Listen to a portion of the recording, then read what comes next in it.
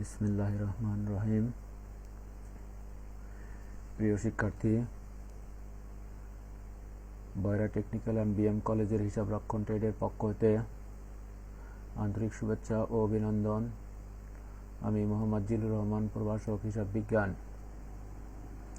আজকের এই অনলাইন ক্লাসে অংশগ্রহণ কৃত ছাত্রছাত্রীদের ক্লাস শুরুর পূর্বে অন্য একটি বিষয় আলোচনা করতে চাই। সেটি হচ্ছে, তোমরা ইতিমধ্যেই কম বেশি অবগত হয়েছ করোনা মহামারীর কারণে তোমাদের স্বাভাবিক ক্লাস কার্যক্রম পরিচালনা করা সম্ভব হচ্ছিল না। বিধায় বাংলাদেশ সরকারের শিক্ষা মন্ত্রণালয় কর্তৃক অনলাইন ক্লাসের ব্যবস্থা করা হয়েছে। তারই অংশ হিসেবে বয়রা টেকনিক্যাল অ্যান্ড বিএম কলেজের অধ্যক্ষ মহোদয়ের নির্দেশে আমরা সবাই এই ক্লাস পরিচালনা করছি। প্রিয় শিক্ষার্থী,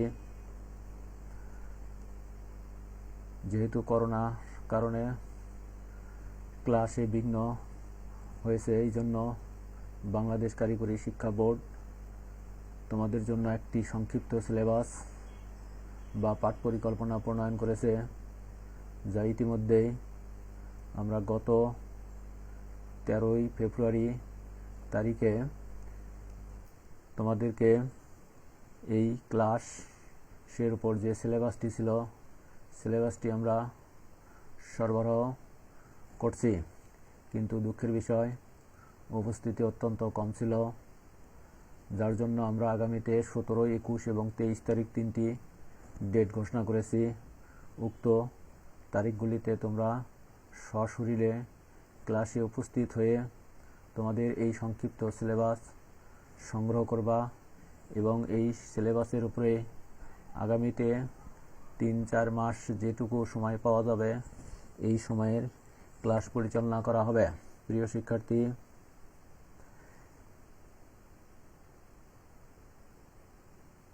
এই সংক্ষিপ্ত সিলেবাসে হিসাবরক্ষণ ট্রেড বিষয়টিতে যে কয়টি অধ্যায় ছিল, তার মধ্যে হতে মাত্র 5টি অধ্যায় রাখা হয়েছে। প্রথম অধ্যায়টির নাম ছিল উৎপাদন পরিকল্পনা ও নিয়ন্ত্রণ। উৎপাদন পরিকল্পনা ও নিয়ন্ত্রণ। দ্বিতীয় অধ্যায়টি হচ্ছে মজুত মাল নিয়ন্ত্রণ। এখানে 5টা সিরিয়াল নাম বলতেছি, কিন্তু তোমাদের পাঠ্য এই প্রথম অধ্যায়, দ্বিতীয় অধ্যায় এইভাবে আলাদা আলাদা করে ভাগ করা আছে। তোমরা নাম দেখে যে অধ্যায় যেখানে আছে সেখান থেকে দাগ দিয়ে সুন্দর করে মনে রাখার জন্য তোমরা মার্কিং করে রাখবা। তাহলে 1 নাম্বার অধ্যায়টি হলো মজুত উৎপাদন পরিকল্পনা ও নিয়ন্ত্রণ। 2 নাম্বার হলো মজুত মাল নিয়ন্ত্রণ। সিরিয়ালি 3 নাম্বার হলো উৎপাদন ব্যয় হিসাব। 4 নাম্বার হচ্ছে ঠিকা কার্য ব্যয় হিসাব।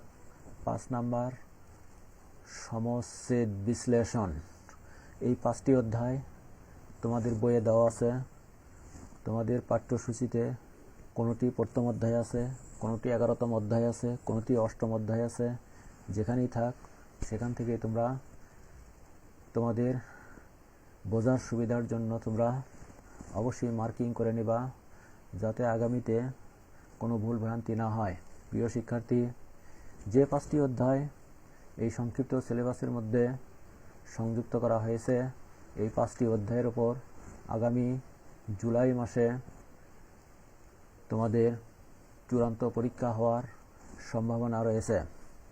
এই 5টি অধ্যায়ের ওপরেই আমরা আজ থেকেই সকল কার্যক্রম পরিচালনা করব। প্রিয় শিক্ষার্থী, 5টি অধ্যায়ের মধ্যে একটি অধ্যায় ছিল ঠিকা কার্য ব্যয় হিসাব, ইংরেজিতে বলা হয় কন্ট্রাক্ট কস্ট অ্যাকাউন্ট। এই ঠিকা কার্য ব্যয় হিসাবের উপর ইতিমধ্যেই 3-4টি লেকচার সম্পন্ন করা হয়েছে। যেহেতু এই ঠিকা কার্য ব্যয় হিসাব অধ্যায়টি অন্য অন্য অধ্যায়ের তুলনায় একটু জটিল, যার জন্য আমি পুনরায় তোমাদের নিকট অধ্যায়টি ওপর আলোচনা করব। প্রিয় শিক্ষার্থী, তোমরা অবশ্যই আন্তরিকতার সহিত লেকচারটি শুনবা, দেখবা এবং তোমাদের খাতায় নোট করে নিবা, এবং তোমাদের যেখানে যেখানে বুঝতে সমস্যা হয়, আমরা কলেজে যাই, তোমরা আমার সঙ্গে কলেজ অফিসে আসে দেখা করবা, তোমাদের সমস্যাগুলো বুঝে নেওয়ার চেষ্টা করবা। প্রিয় শিক্ষার্থী, আজ আমি এই ঠিকাকার্য ব্যয় হিসাবের পুনরাবৃত্তি করছি। এখানে আমি প্রথমে আলোচনা করছিলাম প্রারম্ভিকে যে আমার যে বিষয়টি আছে প্রত্যেকটি অধ্যায়ের সাথে অঙ্ক আছে। এই অঙ্ক করার জন্য প্রত্যেকটি অধ্যায়ে একটি করে সূত্র আছে। এই সূত্রটি অবশ্যই মনোযোগ সহকারে মুখস্থ করতে হবে, পরিষ্কার ধারণা রাখতে হবে। যদি আমরা সূত্রর ব্যাপারে যত্নশীল হই এবং পরিষ্কার ধারণা রাখি, তাহলে আমাদের এই অধ্যায়ে যে অঙ্ক আছে সেই অঙ্কগুলি বুঝতে অনেক সহজ হবে এবং মনে রাখা যাবে। প্রিয় শিক্ষার্থী, তারই আলোকে ঠিকাকার্য ব্যয় হিসাবেরও একটি সূত্র আছে। সূত্রটি হচ্ছে, প্রথমে আছে নাম বলতে আমরা যে অঙ্ক করব, যে অঙ্কটি আমাদের কোশ্চেনে থাকবে সেই অঙ্কে একটা নাম দেওয়া থাকে, সেই নামটি বসবে। তারপরে বসবে ঠিকাকার্য হিসাব, তার নিচে বসবে ঠিকা নম্বর, তার নিচে আছে ঠিকা নম্বর ডট ডট দেওয়া আছে ফাঁকা। এখানে ঠিকা নম্বর এক এক অঙ্কে এক এক রকম দেওয়া থাকবে, কোনো অঙ্কে 10 নম্বর, কোনো অঙ্কে 105, কোনো অঙ্কে 225। যে অঙ্কে যে নাম্বার দেওয়া থাকবে ঠিক সেই নাম্বারটি এখানে বসাতে হবে। 31শে ডিসেম্বর 2000 সাল বলতে কোশ্চেনে বা যে অঙ্কটি করব সেই অঙ্কে যে সাল দেওয়া থাকবে, 18 সাল থাকলে 2018, 2019, 2020 যে সাল থাকবে ঠিক সেই সাল লিখব। প্রিয় শিক্ষার্থী, তারপর খাতার গোটা পৃষ্ঠাকে আমরা এইরকম একটা ছক টেনে নেব। যে ছকের উপরে ডান পাশে আছে, বাম পাশে আছে হলো ডেবিট, ডান পাশে লিখব ক্রেডিট। তারপরে পৃষ্ঠাকে আমরা ঠিক এইভাবে ছক টানব। ছকে বিবরণ টাকা 4টি জিনিস লিখব। বিবরণের ঘর সবসময়ের জন্য বড় রাখতে হবে এবং টাকার ঘর যত দূর সম্ভব ছোট করা যায় আমরা ছোট করব, কারণ বিবরণের ঘরের মধ্যে আমাদেরকে অনেক কিছু লিখতে হয়। বিবরণের ঘর যদি আমাদের বড় থাকে তাহলে অঙ্ক করে বা অঙ্ক লিখে আমরা মজা পাব, অর্থাৎ 1 পৃষ্ঠায় অঙ্ক করার সম্ভাবনা বেশি হবে। 1 পৃষ্ঠার মধ্যে যখন অঙ্ক করা হয় তখন যে স্যার অঙ্ক খাতাটি দেখবে তার অনেক ভালো লাগে, সে নাম্বার দিতে কোনো কার্পণ্য বোধ করে না। তারপরও আমরা হিসাব বিজ্ঞান বা হিসাব রক্ষণ ট্রেড বিষয়ে খাতার মার্জিন না টানলেও চলবে, কারণ অঙ্কগুলি একটা মার্জিন আকারে বা ছক আকারে দেখতে অনেক সুন্দর লাগে। প্রিয় শিক্ষার্থী, এবার আমরা সূত্রটি ডেবিট পাশের যে বিষয়গুলি আছে সেগুলো দেখব এবং ক্রেডিট পাশের যে বিষয়গুলি আছে সেগুলো দেখব। শুধু দেখলেই হবে না, আমাদেরকে অবশ্যই সূত্রটি মুখস্থ করতে হবে, কারণ সূত্র ছাড়া কোনো ক্রমে অঙ্ক বোঝা বা অঙ্ক করা সম্ভব হবে না। ডেবিট সাইট আছে নির্গত মাল বা সাইটে মাল প্রেরণ বা সাইটে মালের উদ্বৃত্ত বা ভান্ডার হইতে মাল প্রেরণ, যেভাবে এক এক অঙ্কে এক এক রকম ভাষা থাকে। ইস্যুকৃত মাল থাকতে পারে, কাঁচামাল ক্রয় থাকতে পারে, যে ভাষাই থাক। অর্থাৎ এখানে টেকনিক্যালি বা কৌশলগতভাবে মনে রাখার উপায় হচ্ছে, যে অঙ্ক করব সেই অঙ্কের যত ব্যয় থাকবে ব্যয়গুলো ডেবিট পাশে, যেমন কাঁচামাল ক্রয়, নির্গত মাল, সাইটে মাল প্রেরণ। সাইট এটা ঠিকাকার্য ব্যয় হিসাবের একটা নতুন একটা নাম, সাইট, অর্থাৎ যেখানে কাজ সম্পূর্ণ করা হয়। তাহলে নির্গত মাল থাক, সাইটে মাল প্রেরণ থাক, কাঁচামাল ক্রয় থাক, যে ভাষা দিয়ে দেওয়া থাক সেটা আসবে আমাদের প্রথমে ডেবিট পাশে। এখানে তারকা চিহ্নিত আকারে টাকাকে প্রকাশ করা হয়েছে, কারণ কোনো অঙ্কে 5,000, কোনো অঙ্কে 50,000, কোনো অঙ্কে 5 লাখ থাকবে। যে অঙ্কে যে অ্যামাউন্ট থাকবে ঠিক সেই অ্যামাউন্টটা এখানে লিখব তারকা চিহ্নিত জায়গায়। তার নিচে আসবে কাঁচামাল ক্রয়, গুদাম হতে মাল ফেরত। এই চারভাবে লেখা হচ্ছে। অঙ্কে যে কোনো একটা থাকতে পারে, যে নামই থাক সেই নামটাই লিখব। তখন অঙ্কে যায় এই চারটি লিখতে হবে না, যে কোনো একটা লিখতে হবে। সাইটে মাল প্রেরণ থাকলে সাইটে মাল প্রেরণ লিখবো, কাঁচামাল ক্রয় থাকলে কাঁচামাল ক্রয় লিখবো, গুদাম হতে মাল প্রেরণ থাকলে গুদাম হতে মাল প্রেরণ লিখবো, নির্গত মাল থাকলে নির্গত মাল লিখবো, ইস্যুকৃত মাল থাকলে ইস্যুকৃত মাল লিখবো। তার নিচে আসতেছে প্রত্যক্ষ শ্রম বা প্রত্যক্ষ খরচ। প্রত্যক্ষ শ্রম থাকতে পারে, প্রত্যক্ষ খরচ থাকতে পারে, সেটা আমরা টাকার ঘরে লিখব। তারপরে আছে উপঠিকা। উপঠিকা অঙ্কে প্রত্যেকটি অঙ্কে উপঠিকা থাকতে পারে, কোন অঙ্কে থাকতেও পারে আবার কোন অঙ্কে নাও থাকতে পারে। উপঠিকা থাকলে সেই উপঠিকাটি আমরা টাকার ঘরে লিখব। এর নিচে আছে সংস্থাপন ব্যয়, অর্থাৎ আমি শুরুতেই বলছি যত প্রকারের ব্যয়গুলো ডেবিট পাশে আসবে। প্রিয় শিক্ষার্থী, ক্রেডিট পাশে সমাপনী মজুত মাল বা বছর শেষে মালের উদ্বৃত্ত। সমাপনী মজুত মাল থাকতে পারে বা বছর শেষে মালের উদ্বৃত্ত থাকতে পারে, বা অঙ্কে এখানে তারিখ দেওয়া থাকতে পারে। 31/12/2019 থাকলে 19, 20 থাকলে 20, 31/12 মানে সমাপনী। যত টাকার মাল থাকবে সেটা আমরা টাকার ঘরে লিখব। ভান্ডারে মাল ফেরত ক্রেডিট পাশে আসবে। কার্যস্থলে মাল বিক্রয় ক্রেডিট পাশে আসবে। কার্যস্থলে মাল বিক্রয়ে ক্ষতি ক্রেডিট পাশে আসবে।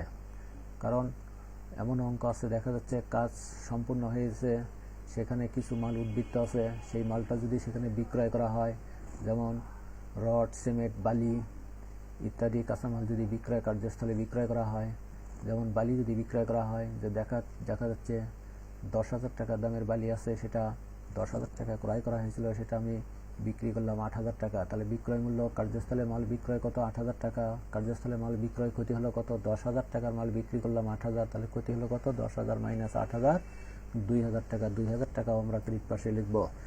মজার বিষয় প্রিয় শিক্ষার্থী, কার্যস্থলে মাল বিক্রয় 10,000 টাকার মাল যদি আমরা 12,000 টাকায় বিক্রি করি, তাহলে এই ক্ষেত্রে আমার লাভ হলো, লাভ কত হলো? 12,000 মাইনাস 10,000, 2,000 টাকা। তাহলে কার্যস্থলে মাল বিক্রয় আসবে 12,000 টাকা, আর যে 2,000 টাকা লাভ হলো, সেই 2,000 টাকা আসবে আমার হলো ডেবিট পাশে, এই যে কার্যস্থলে মাল বিক্রয়ে মুনাফা। এছাড়া প্রশাসনিক খরচ আছে, সাধারণ খরচ আছে, উপরি খরচ আছে, যন্ত্রপাতির অপচয় আছে। এই যাবতীয় খরচ যদি বকেয়া থাকে, বকেয়া থাকলে সংশ্লিষ্ট খরচের সাথে যোগ করতে হবে, আর যদি অগ্রিম থাকে তাহলে সংশ্লিষ্ট খরচ হইতে বাদ দিতে হবে। সংশ্লিষ্ট খরচ বলতে যদি প্রত্যক্ষ খরচ বকেয়া থাকে তাহলে প্রত্যক্ষ খরচের সাথে যোগ হবে, সাধারণ খরচ বকেয়া থাকে তাহলে সাধারণ খরচের সাথে যোগ হবে, প্রশাসনিক খরচ যদি বকেয়া থাকে তাহলে প্রশাসনিক খরচের সাথে যোগ হবে, আর অগ্রিম থাকলে বিয়োগ করতে হবে। এবার আমরা আমাদের সূত্র মোটামুটি লেখা শেষ। এবার আমরা ডেবিট পাশে যোগ করব। যোগ করে উদাহরণস্বরূপ আমি বলে থাকি যোগফল হলো আমার 3 লক্ষ টাকা। আর ক্রেডিট পাশে ওই যে ভান্ডারে মাল ফেরত, সমাপনী মাল, এগুলো বাদ দেব। বাদ দিয়ে যে ফিগারটি থাকবে তার নাম হলো সম্পাদিত কাজের ব্যয়। ইংরেজিতে বলা হয় কস্ট অফ ওয়ার্ক ডান। সম্পাদিত কাজের ব্যয়। দেখা যাচ্ছে 3 লাখ টাকার মধ্যে 20,000 টাকার মাল ব্যবহার হয়নি, বাস ভান্ডারে ফেরত আসছে। এই 20,000 টাকা বাদ দিয়ে আমার থাকলো কত? 2,80,000। এই 2,80,000 টাকা হলো সম্পাদিত কাজের ব্যয়। এই সম্পাদিত কাজের ব্যয় চলে আসবে আমার হলো কোন পাশে? ডেবিট পাশে, সম্পাদিত কাজের ব্যয়। তার নিচে লিখছি কি? লাভ লোকসান হিসাব কোলন ড্যাশ। লাভ লোকসান হিসাব কোলন ড্যাশ। এখানে মুনাফা আছে, সঞ্চিতি আছে। মুনাফা এবং সঞ্চিতি আমরা 2 ভাগে ভাগ করব। এই ভাগটা কিভাবে হবে এটা আমরা খসড়ায় যখন যাব তখন আলোচনা করব। প্রিয় শিক্ষার্থী, এখন শুধু দেখে যাও লাভ লোকসান হিসাব লিখে কি দেওয়া আছে? মুনাফা আর হলো সঞ্চিতি। ক্রেডিট পাশে আছে সার্টিফিকেট মূল্য থাকতে পারে, সমর্থন মূল্য থাকতে পারে, বা প্রত্যায়িত মূল্য থাকতে পারে। যে ভাষা দিয়ে থাক সেই ভাষাটি আসবে এখানে। তার নিচে থাকতে হবে সার্টিফিকেট প্রদত্ত হয় নাই, সার্টিফিকেট অপ্রদত্ত মূল্য, অসমর্থন মূল্য বা অপ্রত্যায়িত মূল্য, যেটাই থাক সেইটা আমরা এইখানে লিখব। প্রিয় শিক্ষার্থী, এবার আমাদের ক্রেডিট পাশে যোগ করব। যোগ করে যদি আমার ক্রেডিট পাশের যোগফল যদি 4 লক্ষ টাকা হয়, সেই 4 লক্ষ টাকা আমি ডেবিট পাশে পার করব। ডেবিট পাশে পার করার পর ওই যে সম্পাদিত কাজের ব্যয় 2,80,000 টাকা বাদ দেব। তাহলে আমার জেড থাকিচ্ছে কত 1,20,000 টাকায়। এই 1,20,000 টাকার মধ্যে কিছু অংশ আছে মুনাফা আর কিছু অংশ আছে সঞ্চিতি। এই মুনাফা এবং সঞ্চিতি ভাগ করার জন্য আমাদেরকে এই খসড়াটি অবশ্যই মনোযোগ সহকারে দেখতে হবে বা করতে হবে। প্রিয় শিক্ষার্থী,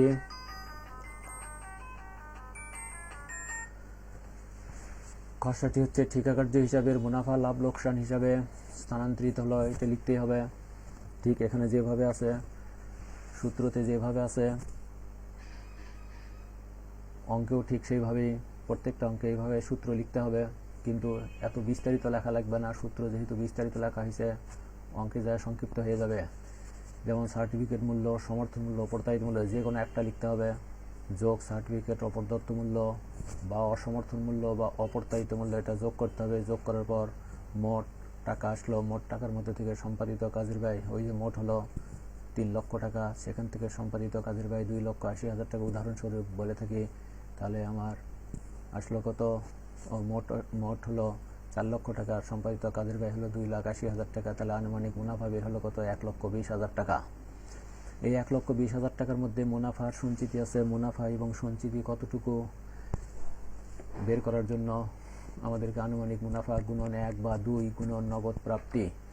1 বা 2 এখানে আছে, কখন 1 হবে কখন 2 হবে এটির একটা সূত্র আছে। সেই সূত্রটি দেখলে আমরা কখন 1 লিখবো কখন 2 লিখবো এটা বুঝতে পারবো। তারপরও আমি একটু বলছি যে অঙ্কটি আমরা করতেছি তার ঠিকানা মূল্য যদি 5 লক্ষ টাকা হয় আর সার্টিফিকেট মূল্য যদি 4 লক্ষ টাকা হয়, তাহলে কাজটি অবশ্যই অর্ধেকের বেশি হয়েছে।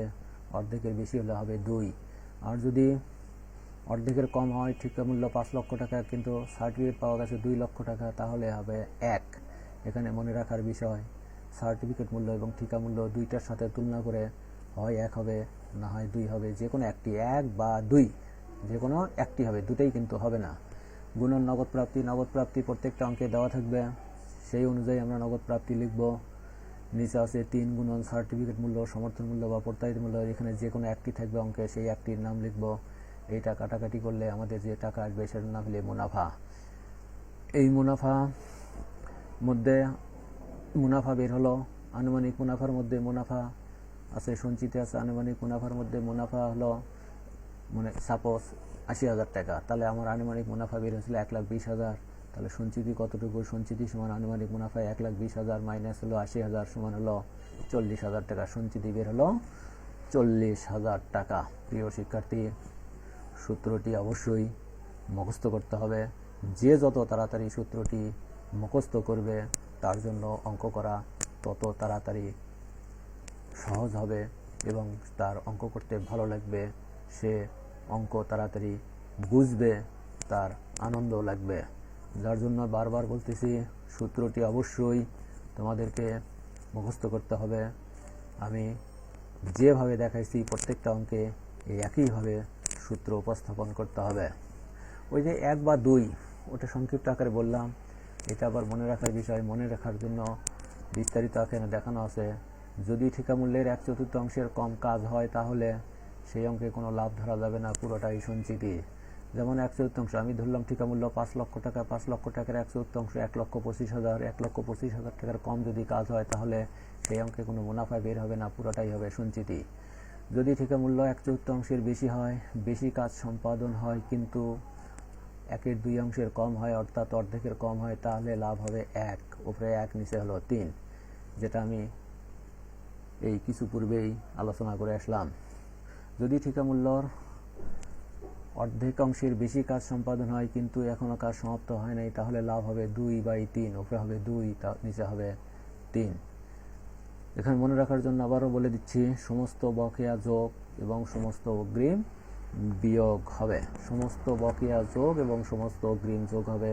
প্রিয় শিক্ষার্থী, তোমরা অবশ্যই সূত্রটি খাতায় লিখে নেবা এবং মুখস্থ করবা, কারণ আমি আবারও বলছি, সূত্র ছাড়া কোনো ক্রমেই অঙ্ক করা সম্ভব হবে না। প্রিয় শিক্ষার্থী, যেহেতু এটা পুনরাবৃত্তি ক্লাস, যার জন্য একটু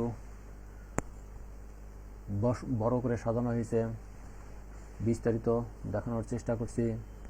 1 নাম্বার অঙ্ক আমরা এতক্ষণ আমাদের সূত্র দেখলাম, শুনলাম, এবং কিছুটা হলেও বুঝতে পারলাম, তারই আলোকে আমরা এই অঙ্কটি করার চেষ্টা করব। অঙ্কটি এখন পূর্ব এবং বোঝার চেষ্টা করব। প্রিয় শিক্ষার্থী, 1 নাম্বার, রূপালী লিমিটেড 2018 সালের 1 জানুয়ারি 10 লক্ষ টাকা চুক্তিতে একটি দালান তৈরির কাজ আরম্ভ করল। উক্ত তারিখে তার নিম্নলিখিত উদ্বৃত্তসমূহ দেখা যায়। কি কি উদ্বৃত্ত আছে?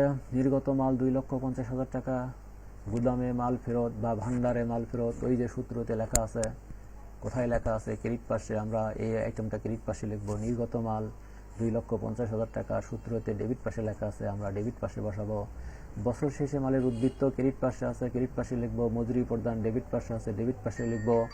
প্রত্যক্ষ মজুরি 25,000 টাকা, প্রত্যক্ষ মজুরি 25,000 টাকা। খরচ ডেবিট পাশে লিখব। সাধারণ উপরি খরচ 5,000 টাকা, ডেবিট পাশে লিখব। অসমর্থিত কাজের ব্যয় বা অপ্রত্যায়িত কাজের মূল্য 30,000 টাকা, এটা আমাদের ক্রেডিট পাশে আছে, আমরা ক্রেডিট পাশে লিখব। প্রিয় শিক্ষার্থী, যন্ত্রপাতি ক্রয় 40,000 টাকা, যন্ত্রপাতির অবচয় 20%। বাকি অংশ বকেয়া মজুরি 30,000 টাকা, অসমর্থিত কাজের ব্যয় 7,50,000 টাকা, নগদ প্রাপ্তি 6 লক্ষ টাকা। করণীয় ঠিকা কার্য হিসাব। খ, যে পরিমাণ মুনাফা লাভ লোকসান হিসাবে স্থানান্তর করা হবে তা দেখাও। যে পরিমাণ মুনাফা লাভ লোকসান হিসাবে স্থানান্তর করা হবে তা দেখাও। এবার আমরা অঙ্কটি দেখব। ওই যে কি নাম ছিল? রূপালী লিমিটেড। ঠিকা কার্য হিসাব, ঠিকা নাম্বার, এই অঙ্কে কোনো নাম্বার নাই, যার জন্য নাম্বার বসেনি। 31 ডিসেম্বর 2018 সাল সমাপ্ত বছরের জন্য। Debit credit. নির্গত মাল 2,50,000 টাকা, মজুরি প্রদান 3,70,000 টাকা। বকেয়া থাকলে, আমি সূত্রতেই বলছি, বকেয়া থাকলে যোগ হবে। বকেয়া মজুরি আছে 3,000, 3,70,000 যোগ 3,000, 3,73,000 টাকা। প্রত্যক্ষ মজুরি 25,000 টাকা। সাধারণ উপরি খরচ 5,000 টাকা। যন্ত্রপাতির অবচয় 8,000 টাকা। এটা কিভাবে আসলো? এটা আমরা সূত্রতে বা খসড়ার মধ্যে করে দেওয়া আছে, সেখানে দেখলে বুঝতে পারবো এই 8,000 টাকা কিভাবে আসলো। প্রিয় শিক্ষার্থী, গুদামে মাল ফেরত সূত্রতে আছে ক্রেডিট পাশে, অঙ্ক আমার ক্রেডিট পাশে আসছে 13,000 টাকা। বছর শেষে মালের উদ্বৃত্ত সূত্রতে ছিল ক্রেডিট পাশে, এখানেও ক্রেডিট পাশে কত টাকা? 20,000 টাকা। তাহলে ডেবিট পাশে 2,50,000, 3,73,000, 25,000, 5,000 এবং 8,000 টাকা যোগ করলে মোট যোগফল হয়ে গেল 6,61,000 টাকা। এই 6,61,000 টাকার মধ্যে থেকে গুদামে মাল ফেরত, বছর শেষে মালের উদ্বৃত্ত 13,000 আর 20,000, 33,000 টাকা বাদ দেব। বাদ দিয়ে আমার আসলো কত? 6,28,000 টাকা। এই 6,28,000 টাকা নামই হলো সম্পাদিত কাজের ব্যয়। এই 6,28,000 টাকা আমার ডেবিট পাশে পার করে নিয়ে আসলাম। 6,28,000 সম্পাদিত কাজের ব্যয়। এরপরে সূত্রতে লেখা ছিল লাভ লোকসান হিসাব রেখে কোলন ড্যাশ মুনাফা আর হলো সঞ্চিতি। ক্রেডিট পাশে ছিল সমর্থিত কাজের ব্যয় বা সার্টিফিকেট মূল্য বা প্রত্যায়িত মূল্য। অঙ্কে আছে সমর্থিত কাজের ব্যয় 7,50,000 টাকা, অসমর্থিত কাজের ব্যয় আছে 30,000 টাকা। এই 7,50,000 আর হলো 30,000, 7,80,000। এই 7,80,000 টাকার থেকে 6,80,000 টাকা বাদ দিলে থাকে হলো আমার 1,52,000 টাকা। এই 1,52,000 টাকার মধ্যে কিছু অংশ মুনাফা, কিছু অংশ সঞ্চিতি, এবং কত টাকা মুনাফা আর কত টাকা সঞ্চিতি এটা আমরা আমাদের অঙ্কের যে খসড়া আছে এই খসড়াতে দেখব।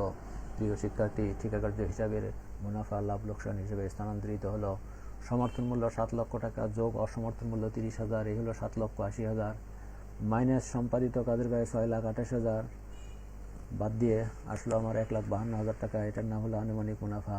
এই আনুমানিক মুনাফার মধ্যে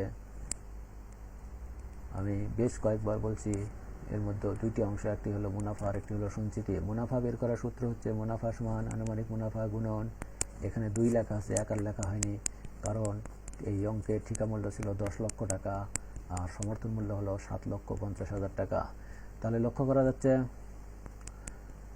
যে অবশ্যই অর্ধেকের বেশি কাজ হয়েছে, যার জন্য 2 আসছে। তাহলে আনুমানিক মুনাফা গুণন 2 গুণন নগদ প্রাপ্তি, নিচে হলো 3 গুণন সমর্থন মূল্য, 3 গুণন সমর্থন মূল্য। তাহলে আনুমানিক মূল্য 1,52,000 গুণন 2 গুণন নগদ প্রাপ্তি আছে, অঙ্কে দেওয়া আছে 6 লক্ষ টাকা, নিচে হলো 3 গুণন সমর্থন মূল্য হলো 7,50,000 টাকা। এই টাকা কাটাকাটি করে তোমরা ক্যালকুলেটারে দেখবা যে তোমাদের ফলাফল আসে 81,067 টাকা। তাহলে 1,52,000 টাকার মধ্যে আমার মুনাফা আসলো 81,067 টাকা। তাহলে সঞ্চিতি বের করার সূত্র হচ্ছে সঞ্চিতি সমান আনুমানিক মুনাফা মাইনাস মুনাফা। আনুমানিক মুনাফা 1,52,000 টাকা মাইনাস হলো 81,067 টাকা, অর্থাৎ 70,933 টাকা আসলো আমার হলো সঞ্চিতি। এই দুটাই আমি অঙ্কে নিয়ে গেছি। ওই যে মুনাফা 81,067 আর সঞ্চিতি হলো 70,333, যোগফল হলো আমার হলো 1,52,933, 1,52,000 টাকা। প্রিয় শিক্ষার্থী, এই যে এখানে আমি অঙ্কে দেখেছি 8,000 টাকা অবচয়টা এখানে দেখানোর চেষ্টা করছি। অবচয়ের পরিমাণ নির্ণয়, যন্ত্রপাতির অবচয়, যন্ত্রপাতি ছিল আমার 40,000 টাকা, তার উপর অবচয়ের হার ছিল 20%। 40,000 টাকার 20% করলে আসে 8,000 টাকা। এটি তোমরা ক্যালকুলেটারে টিপলে অটোমেটিক চলে আসবে 8,000 টাকা। সেই 8,000 টাকা আমি অঙ্কে খরচ হিসেবে দেখাইছি। প্রিয় শিক্ষার্থী, আশা করছি তোমরা আজকের ক্লাসটি মনোযোগ সহকারে দেখলা এবং বোঝার চেষ্টা করলে। তারপরেও তোমাদের সমস্যা হতে পারে, যেখানেই সমস্যা হোক তোমরা অবশ্যই মোবাইল ফোনের মাধ্যমে বা মেসেঞ্জারের মাধ্যমে আমার সাথে বা সরাসরি অফিসে এসে, কলেজ অফিসে এসে যোগাযোগ করবা। তোমাদের সমস্যাগুলো চিহ্নিত করে নিয়ে আসবা, তোমরা সেগুলো বুঝে নেওয়ার চেষ্টা করবে।